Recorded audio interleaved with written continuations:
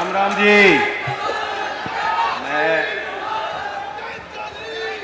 कुछ संस्थाओं के नाम भी लेना चाहूँगा, इसलिए मैं रख रहा हूँ। मंचासीन हमारे बिजनौर के लोकसभा सांसद चंदन, हमारे बिजनौर के जिला पंचायत अध्यक्ष साकेंद्र जी, हमारे बिजनौर जिले के विभिन्न विधानसभा के हमारे विधायकगण राणा जी, मौसम जी, पूर्व विधायक सुखबीर जी, पूर्व सांसद मलुक नागर जी, मुंशी रामपाल जी, नगर पालिका की चेयरमैन महोदया, उपस्थित मंचासीन सभी वरिष्ठ हमारे मंत्रालय और एनएसडीसी के टीम के मेंबर्स, लीडर्स और सामने बैठे हमारे इस कौशल महोत्सव से जुड़ने वाले और उनके परिवार के सभी लोग जो यहाँ उपस्थित हैं, हमारे सामाजिक कार्यकर्ता जो यहाँ आए। बिजनौर जिले की जब कोई खबर छपती थी, वो या तो बाढ़ की होती थी या गुलदार की होती थी, दो ही खबर। आज देश के संज्ञान में आया है कि बिजनौर का युवा, हमारी बेटियां, हमारे बेटे, उनके अंदर कितना हुनर है, कितनी ताकत है, कितना सामर्थ्य है।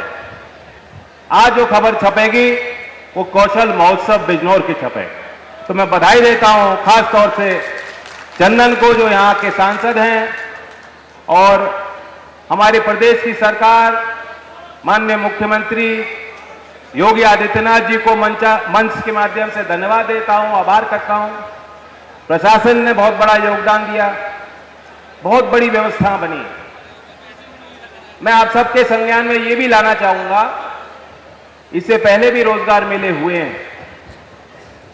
जब मैंने मंत्रालय की जिम्मेदारी ली और जायजा लिया कि किस तरह के हम कार्यक्रम करते हैं, तो मुझे जानकारी दी गई कि सैकड़ों रोजगार मेले उत्तर प्रदेश में भी पहले आयोजित हो चुके हैं। लेकिन उसका मैंने फीडबैक लिया और फिर हमने मिलके इस पे चर्चा की कि हम सुधार कैसे कर सकते हैं। अभी भी इंडस्ट्री के लोग आते हैं, कहते हैं कि हमें स्किल्ड मैन पावर नहीं मिल रही। जिस प्रकार का वर्कफोर्स हम चाहते हैं, हम नौकरी देने के लिए तैयार हैं, हम किस डिग्री पे विश्वास करें, किस क्षेत्र के नौजवान पर विश्वास करें, हमें बच्चे नहीं मिल रहे, हम नौकरी देने के लिए तैयार हैं। दूसरी तरफ मैं भी जनप्रतिनिधि हूं, तमाम जनप्रतिनिधि मंच पर बैठे हैं। आज जब ये गांव में जाते हैं, नाली, सड़क, खड़ंजा, किसान के मुद्दे, ये तो सवाल जवाब होता ही है। लेकिन जब बच्चे इनके पास आते हैं, वो कहते हैं हमें नौकरी चाहिए, नौकरी दिलवा दो। बताओ ये सही है कि नहीं? नदी पे यही आ रहा है। तो इसलिए हमने समझा कि ये इस तरह का अगर आयोजन हो तो हम उसमें क्या सुधार ला सकते हैं पद्धति में। आज का ये कार्यक्रम एक दिन का कार्यक्रम नहीं है। पहले जो रोजगार मेले होते थे वे शॉर्ट टर्म होते। इस कार्यक्रम के पर्दे के पीछे विभिन्न एजेंसीज ने साथ आकर काम किया है। लगभग 1 महीने से ज्यादा लंबा समय पहले हमने रजिस्ट्रेशन खोला, बच्चों ने आवेदन किया। 13,000 से ज्यादा बच्चे, जो बड़ी संख्या है, उन्होंने दर्ज किया, अपना क्वालिफिकेशन बताया, अपनी डिटेल्स हमें दिए कि वे नौकरी के इच्छुक हैं। प्री असेसमेंट करने के बाद कि उनका स्किल लेवल क्या है, 40 घंटे का स्किल कार्यक्रम उनके लिए बनाया गया, जिसमें सॉफ्ट स्किल्स, कम्युनिकेशन स्किल्स और कुछ तकनीकी पहलुओं पे भी हमने सोचा कि पहले उनको हम ट्रेनिंग दे दें। ये ना हो कि हमने रोजगार मेला किया, कंपनी वालों को बुलाया, कंपनी वालों ने कहा कि ये बच्चे हैं, ये इस लायक नहीं है, और यहाँ बच्चे बड़ी संख्या में आ जाएं और मायूस होकर घर लौट जाएं। तो इसलिए ये सारे प्रयास आज के इस महोत्सव के कार्यक्रम के पहले किए गए। कई एजेंसीज, कई हमारे विभाग से जुड़े संस्थाओं ने काम किया। Government ITI Bijnor, ITI Nagina, ITMS Bijnor, Akanksha college Mirapur, Mahadev educational society Bijnor, Sneh institute computer education society Bijnor, welfare society Bijnor, national college of education जो प्राइवेट ITI चांदपुर में है, Swami Kalyan Dev degree college Barla, government ITI Bhopa Morna में आता है, श्री राधे कृष्ण एजुकेशनल फाउंडेशन बिजनौर। इन 11 संस्थाओं ने आज के इस कार्यक्रम को, इस यात्रा को यहां तक पहुंचाने में बड़ा योगदान दिया है। मैं मन से उनको धन्यवाद देता हूं। 50 से ज्यादा बड़ी प्रभावशाली कंपनियां जिनका नेटवर्क और कार्य पूरे देश में है, विदेशों में भी है, बड़ी कंपनीज हैं, उन्होंने यहाँ के अपने अलग अलग कैंप भी लगाए हैं, स्क्रीनिंग भी करी है और लगभग 3,500 से ज्यादा बच्चों को ऑफर लेटर ऑफ इंटेंट आज मिलने जा रहा है। बहुत लोगों को मिल चुका। मैं कहना चाहूंगा, आप कहोगे 13,000 बच्चों ने आवेदन किया, 3,500 को लेटर मिला। सही बात है।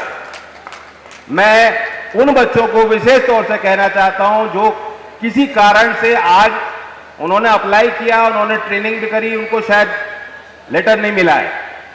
मायूस नहीं होना।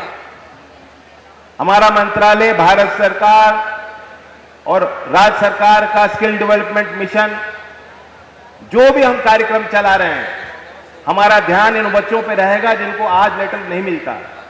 हम उनसे अपना संवाद जारी रखेंगे, वे भी अपने आप को और बेहतर बनाएं, जो कोर्स अवेलेबल है उनकी जानकारी उन तक पहुंचे।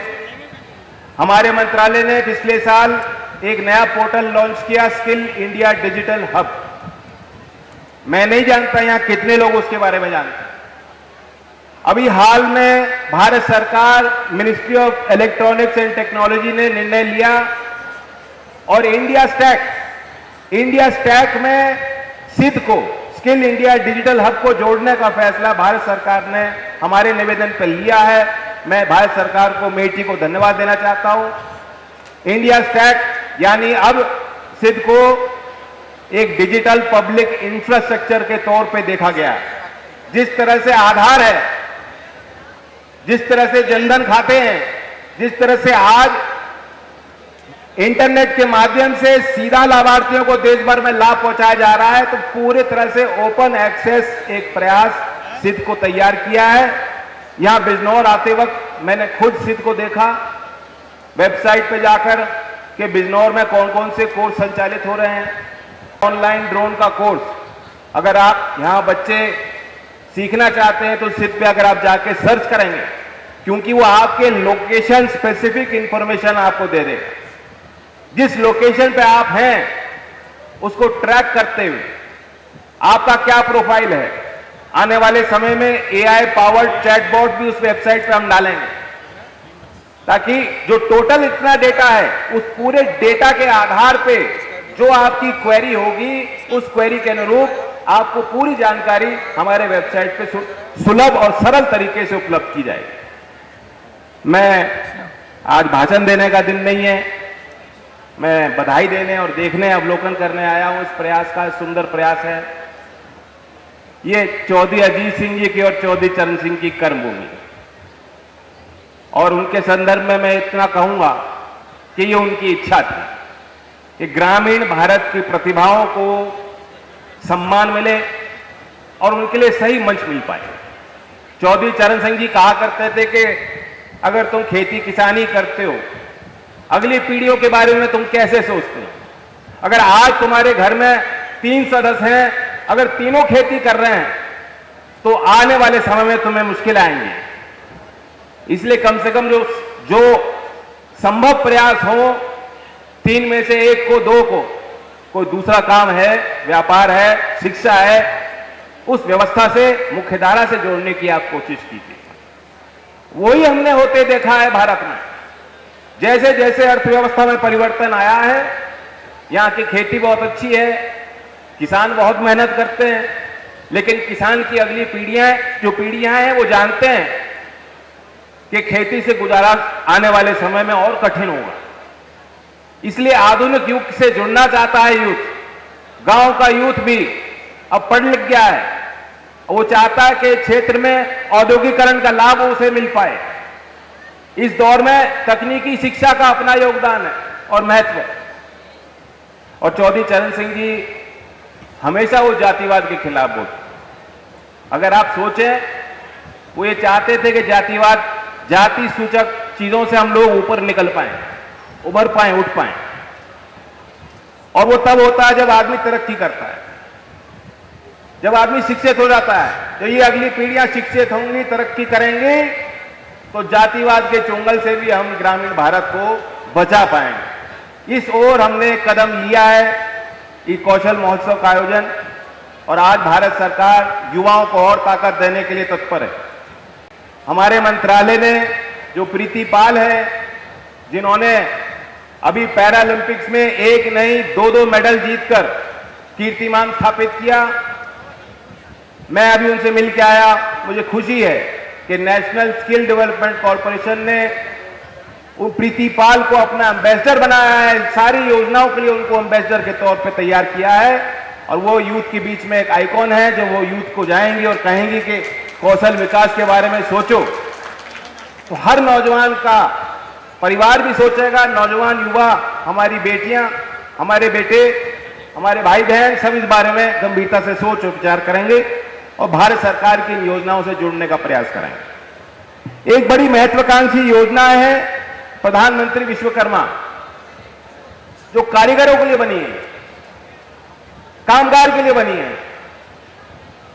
जो नाई हैं गांव में, बढ़ाई हैं, मेटल वर्क का काम करते हैं, लोहार हैं, सुनार हैं, कुम्हार हैं, मूर्तियां बनाते हैं, माला बनाते हैं। ये पुराने काम, पुश्तैनी काम हैं, जिनसे कुछ लोग गांव में जुड़े हैं। हर गांव में आपको मिल जाएंगे, लेकिन इन लोगों की, इनके काम की कभी कोई कदर और गिनती नहीं होती। पहली बार भारत सरकार ने उनके लिए विशेष योजना बनाई कि वे अपने काम को, हुनर को बढ़ा के और अपने काम में तरक्की कर सकें, अपनी आय बढ़ा सकें। और एक कारीगर से लेके एक उद्यमी बनने की ताकत उनको और सामर्थ्य उनको मिल पाए। प्रधानमंत्री विश्वकर्मा में जब मैंने बिजनौर का देखा तो मैं थोड़ा मायूस हुआ। पूरे देश में 20 लाख लोग पंजीकृत हैं और हमारे बिजनौर में सिर्फ 816 लोग, सिर्फ 816 लोगों की प्रधानमंत्री विश्वकर्मा आईडी बन पाई। तो मैं सामाजिक संगठनों का, हमारे कार्यकर्ताओं का, मंत्रालय के टीम का, यहां शासन प्रशासन के जो जिम्मेदार लोग, डीएम और यहां सभी लोग अधिकारी आए हैं, मैं आपका इसमें सहयोग मांगने आया हूं कि हम सुनिश्चित करें कि यहां गांव के लोग जो उन काम से जुड़े हुए हैं, 18 ट्रेड से जुड़े हुए हैं, वे वंचित ना रह जाएं। और इस महत्वाकांक्षी योजना को जिस लक्ष्य से बनाया गया था कि गांव के मूलभूत ढांचे को देखते हुए गरीब लोगों को मुख्यधारा में लाने के लिए और विश्व पटल पे इस हुनर को प्रदर्शित करने के लिए, उस योजना को हम, उस लक्ष्य को हम पूरा कर पाए। और बिजनौर क्योंकि पश्चिमी यूपी में आता है, प्रभावशाली क्षेत्र है, ये कहीं किसी लिहाज से पिछड़ ना जाए। तो आने वाले समय में विशेष वर्कशॉप बिजनौर के यहां प्रशासन से मिलकर मेरी मंत्रालय की टीम लेगी, जायजा लेगी और उसमें सुधार करने के हम भरपूर प्रयास करेंगे। राज्य की सरकार ने बहुत गंभीरता से काम किया, क्योंकि आईटीआई, सब लोग जानते हैं गांव देहात में आईटीआई हैं। पहले आईटीआई की जितनी सीटें होती थी उन पे मारामारी होती थी भरने के। आज उस तरह की रुचि नौजवान तकनीकी शिक्षा में नहीं ले रहे, चाहे वो पॉलिटेक्निक्स हो चाहे आईटीआई। तो एक तो हमें स्किलिंग को एस्पिरेशनल बनाना है। आज ये सब जो हमने कौशल महोत्सव के तौर पे किया है, ये उस ओर एक कदम है। और दूसरा, हमें आईटीआई के मूलभूत ढांचे को भी सुधारना है, उसमें नए कोर्सेज को जोड़ना है, इंडस्ट्री और आईटीआई के लिंकेज को बेहतर करना है, आईटीआई और शिक्षण संस्थानों के लिंकेजेस को मजबूत करना है, आईटीआई और कृषि विज्ञान केंद्र में मिलकर कार्यक्रम करने हैं। जो हमारे समूह हैं, सेल्फ हेल्प ग्रुप्स हैं, हमारी महिलाएं हैं, हमारी लखपति दीदी के नाम से योजना से जो जुड़ रही हैं, उनकी ट्रेनिंग भी आईटीआई में हो सकती है। जो हमारे पीएम विश्वकर्मा हैं, उनकी ट्रेनिंग भी आईटीआई में हो सकती है। जो हमारे किसान भाई, एग्री एंटरप्रेन्योर्स, अगर फार्मर प्रोड्यूसर ऑर्गेनाइजेशन एफपीओ बनाते हैं, एंटरप्रेन्योरशिप के कई विषयों के संदर्भ में उनकी ट्रेनिंग भी आईटीआई में हो सकती है। और राज्य सरकार ने तो टाटा का समूह, टाटा ग्रुप से हाथ मिलाते हुए, क्योंकि उद्योग जगत में टाटा का एक बड़ा ब्रांड है जिस पे लोग विश्वास करते हैं और उनका हर इंडस्ट्री में कोई इंटरेस्ट है और इन्वेस्टमेंट, तो टाटा के साथ मिलकर के जो सरकारी आईटीआई उत्तर प्रदेश में थी उनमें व्यापक सुधार लाने के लिए राज्य सरकार फैसले ले रही है। मैं उस फैसले का स्वागत करता हूं। कपिल जी आए थे अभी 3 दिन पहले, मैं और वो चरथावल में गए एक आईटीआई में। हमारे एक प्राइवेट ट्रेनिंग पार्टनर ने उस आईटीआई को टेक ओवर किया। पहले वो आईटीआई जर्जर हालत में, मैं वहां गया, मैंने चरथावल की जनता से पूछा, आज से पहले क्या तुमने अभी कभी नजर रखी थी आईटीआई में? कभी आईटीआई में इस तरह के आयोजन होते थे, तुम्हें बुलाया जाता था? सबने मना कर दिया। आज बिजनौर भी ये आईटीआई के प्रांगण में कार्यक्रम हो रहा है। मैं ये चाहता हूं जिस तरह से हमारे पेरेंट्स, जब बच्चा स्कूल में जाता है तो आप फॉलो करते हो, ट्रैक करते हो, अध्यापक से पूछते हो, पीटीए मीटिंग होती है वहां जाते हो, रिपोर्ट कार्ड देखते हो बच्चों के, उसके बाद वो बच्चा अगर कॉलेज में चला जाता है, यूनिवर्सिटी में जाता है, दाखिला लेता है, तो लगातार आप पूछते हो क्या हो रहा है बेटा। उसी तरह से जो आईटीआई में बच्चे पढ़ रहे हैं, पॉलिटेक्निक में बच्चे पढ़ रहे हैं, सीधा संवाद वहां भी घर वालों से, स्थानीय सामाजिक कार्यकर्ताओं से होना चाहिए। मैं एक चिट्ठी देश के सभी लोकसभा सांसदों को अभी लिखने वाला हूं। देश में जो 3000 सरकारी आईटीआई हैं, मैं चाहता हूं कि सभी सांसद, क्षेत्र के विधायक, जिला पंचायत, जनप्रतिनिधि, डीएम, अधिकारी, सब लोग वो सरकारी आईटीआई में जाएं, देखें। मेरा दरवाजा उनके लिए हमेशा खुला रहेगा। वो जो सुझाव देंगे, भारत सरकार उसके लिए काम करने के लिए तैयार है। देश में 1000 आईटीआई को सुधारने के लिए अभी बजट में 60,000 करोड़ रुपए का आवंटन किया गया है। 60,000 करोड़ रुपए। इससे पहले आपने कभी नहीं सोचा होगा कि कौशल मंत्रालय के लिए कोई योजना बनेगी और कौशल विकास के लिए 60,000 करोड़ रुपए की कोई स्कीम निकलेगी। इससे पहले कभी नहीं सुना। 10 साल पहले 2014 में देश का शिक्षा बजट 68,000 करोड़ रुपए था। आज डबल है, 1,30,000 करोड़ के करीब ये बजट पहुंच चुका है। ये साबित करता है कि भारत सरकार, देश के प्रधानमंत्री, इस देश के नौजवान को बुलंद करने के लिए, उसके हौसले को बुलंद करने के लिए, उसे ताकत देने के लिए, उसे मजबूत बनाने के लिए, उसे नौकरी दिलवाने के लिए, उसे दुनिया तक जो सपने उसने देखे हैं वो हासिल कराने के लिए भारत सरकार, हमारे प्रधानमंत्री, हमारे विभिन्न मंत्रालय अथक प्रयास कर रहे हैं। तो मैं ये, क्योंकि किसानों की धरती, चौधरी साहब की कर्मभूमि रही, बहुत पुराने लोग, हमारे कार्यकर्ता भी मौजूद हैं, मैं आपका आशीर्वाद लेता हूं। हमारी जो योजना है उन्हें सफल करने में आपका सहयोग मांगता हूं और उपस्थित सभी गणमान्य जो लोग, हमारे विधायकगण, जिनके सहयोग से ये सब कुछ पॉसिबल हो पाया, हमारे अधिकारी, जिला पंचायत, नगर पालिका के चेयरमैन, हमारी एनएसडीसी की टीम, मंत्रालय की टीम, सबको फिर बधाई देता हूं। और जो लाभार्थी हैं, मैं आपका यहाँ ज़्यादा समय नहीं लेने आया हूँ। इसके बाद अभी भी आपके इंटरव्यूज हो रहे हैं, जो बस्ते लेके आए हैं बच्चे, ये आपके जीवन की शुरुआत है। आप भारत का भविष्य भी हो, आप वर्तमान भी हो। हम सबको आपसे बहुत ज़्यादा आशा है और उम्मीदें हैं। जो कुछ हमें नहीं मिल पाया, और ये मेरी उम्र नहीं, हमारे जो बुजुर्ग हैं वो तो और भी ज़्यादा चाहते हैं आपके लिए कि जो अवसर उनको न मिल पाए वे अवसर आपको मिलने चाहिए।